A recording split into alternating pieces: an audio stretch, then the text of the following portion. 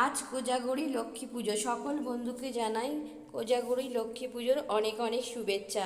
দুর্গা পুজো মিটে যাওয়ার পর সকলের মন খারাপ হলেও তার দুদিনের মধ্যেই কিন্তু এই পুজো হয়ে থাকে। আশ্বিন মাসের পূর্ণিমা তিথিতে সাধারণত এই কোজাগরী লক্ষ্মী পূর্ণিমা হয়ে থাকে।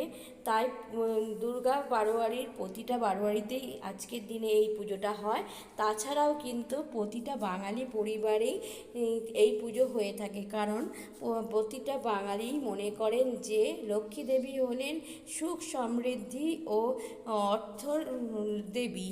তিনি সংসারে বিরাজ করলে সংসারের শান্তি বজায় থাকে। তাই জন্যে প্রতিটি বাঙালি পরিবারই চেষ্টা করে তাদের নিজেদের সাধ্য মতন ফলমূল কিনে নিয়ে ঠাকুরের সামনে দিতে। আজকের দিনে বহু বাড়ির মেয়েরা সারাদিন উপোস থেকে তারপর সন্ধেবেলায় লক্ষ্মী পাঁচালি পড়ে এই পুজো সম্পূর্ণ করে।